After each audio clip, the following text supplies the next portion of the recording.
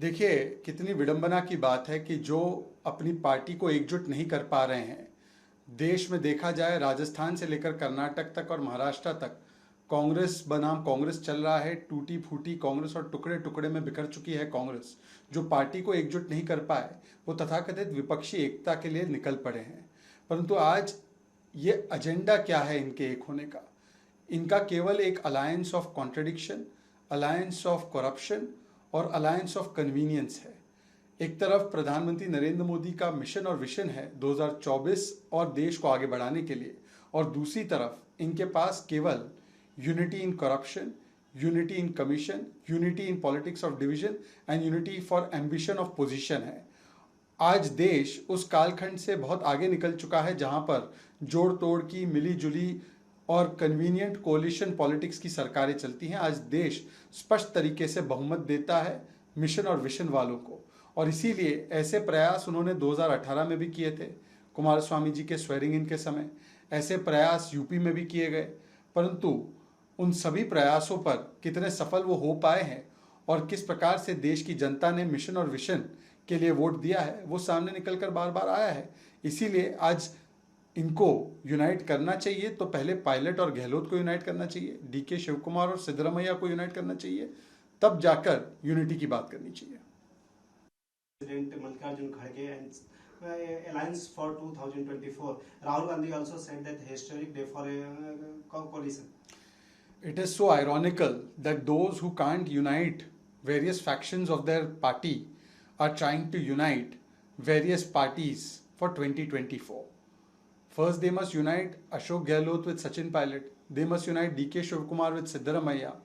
Anyhow, this entire alliance is an alliance of contradiction, alliance of convenience, and an alliance of corruption. The only common agenda is that they are united in corruption, united in commission, united in politics of division, and united in politics of ambition for position. On the one hand, there is mission and vision of Prime Minister Modi, for which people are trusting their mandate and giving spasht bahumat or full majority governments. And on the other hand, there are those who want to take the country back into that era of unstable governments, of unclear agendas, and of politics of convenience and politics of corruption. They are all united in corruption and commission, and people have already rejected such kinds of attempts even earlier. What happened when they all held hands during the Kumaraswamy swearing in? So people of this country are very wise, and they vote for those who have mission and vision, not for those who want to only protect and increase their corruption and spread the politics of division. देखिए, सत्यमेव जयते आज फिर से एक बार court ने मनीष सिसोदिया और अरविंद केजरीवाल की करप्शन की डिग्री खोलकर सामने रख दी है। पिछली बार भी जब मनीष सिसोदिया कोर्ट के पास गए थे तो उनको कोई राहत नहीं मिली। उल्टा कोर्ट ने उनको कहा कि आप इस पूरे शराब घोटाले के मुख्य आर्किटेक्ट हैं, आपने 90 से 100 करोड़ रुपए घूस ली है, और किस प्रकार से शराब घोटाले को अंजाम दिया गया ये बताया गया। परंतु जब सत्येंद्र जैन को 10-10 महीने बेल नहीं मिलती, मनीष सिसोदिया को सुप्रीम कोर्ट तक से राहत नहीं मिलती, विजय नायर 6 महीने से जेल में है, तब आम आदमी पार्टी के लोग प्रदर्शन करते हैं। क्या वो कोर्ट के खिलाफ प्रदर्शन कर रहे हैं? क्या वो कोर्ट के खिलाफ आरोप लगा रहे हैं कि विद्वेष की भावना से कोर्ट काम कर रहा है? क्या कोर्ट में उनकी आस्था नहीं है?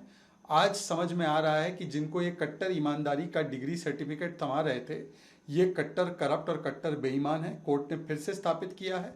परंतु शराब घोटाले के स्पेसिफिक सवालों के जवाब देने के बदले अरविंद केजरीवाल इधर उधर की बातें करते। आज उनको बताना चाहिए कि 2.5% से 12% कमीशन क्यों हुआ, कैसे आपने ब्लैक लिस्टेड मैन्युफैक्चरिंग कंपनी को आने दिया, कैसे होलसेल प्राइवेट को दिया, और कैसे करोड़ों रुपए की घूस लेकर चुनाव में उसका निवेश किया।